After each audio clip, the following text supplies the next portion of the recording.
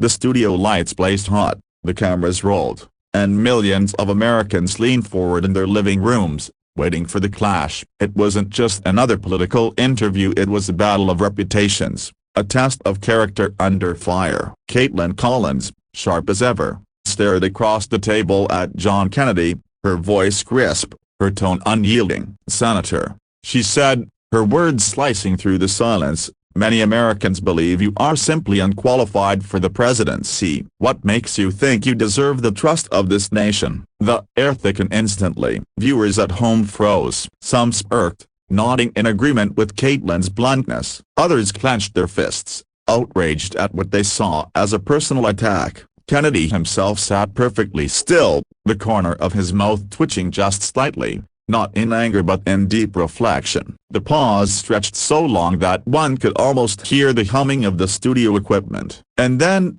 finally, he leaned forward and spoke in, not with practiced rhetoric, not with political spin, but with the raw, human honesty that would stop America in its tracks. "You're right," Kennedy began, his voice steady, carrying a surprising humility. "By the standards of polished politicians, I may very well be unqualified. I don't come from generations of wealth. I wasn't groomed for this office since birth. I didn't learn how to smile for cameras before I learned how to speak. But let me tell you what I am qualified for." The words caught Kaitlan off guard, her expression softening slightly as he continued. "I've walked with veterans who can't sleep at night because of what they've seen. I've held mothers who buried children to an opioid crisis we failed to stop. I've sat at kitchen tables with workers who wonder if they'll ever afford a home of their own. And I've stood in classrooms where children pledge allegiance to a flag that sometimes forgets them. Those experiences, they don't make me a perfect politician. They make me someone who understands pain, who understands struggle, and who refuses to look away." The audience, silent until now, shifted uncomfortably. This wasn't the polished deflection they expected. This was vulnerability, a rare and risky move in the brutal arena of live television. Kaitlan, to her credit, pressed on, though her tone wavered. "But Senator, understanding pain doesn't make laws. It doesn't run a country. Don't the American people deserve some in a broken bar more prepared?" Kennedy leaned back, his eyes glistening under the bright lights. "Prepared?"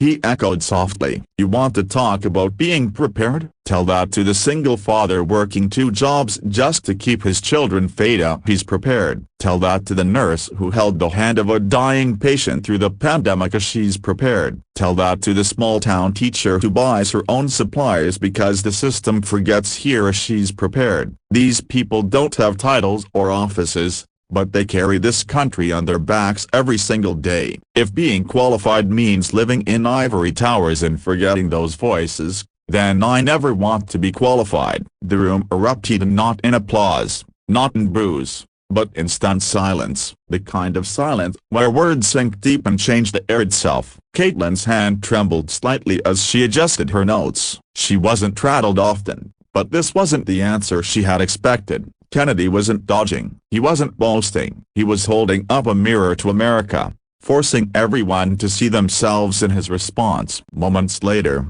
the silence gave way. The live audience, here restrained by the rules of broadcast decorum, it could no longer contain themselves. Applause broke out, hesitant at first, then swelling until the studio itself seemed to shake. Across the nation, living rooms, diners, and workplaces buzzed with conversation. For some, Kennedy's words were reckless, too raw, too unscripted, but for many, it was a moment of truth they hadn't seen in years, a reminder that leadership wasn't about polish, but about heart. When the segment ended, Kaitlan tried to regain her professional composure, thanking the senator and transitioning to the next topic, but the look on her face betrayed something else: respect. She had gone for the jugular, and instead of retreating, Kennedy had turned the blade into a bridge, transforming criticism into connection. That night, the clip spread like wildfire across social media. Hashtags surged. Commentators debated furiously. Some said Kennedy had disqualified himself by admitting his lack of traditional experience. Others said he had done something far greater. He had redefined what qualification truly meant. Calls poured into radio shows. Families argued around dinner tables. But one thing was undeniable: America was talking again, not just about politics, but about what kind of leaders it really wanted. And in the quiet hours, when the noise of the media storm began to fade, people replayed Kennedy's words in their minds. If being qualified means forgetting those voices, then I never want to be qualified.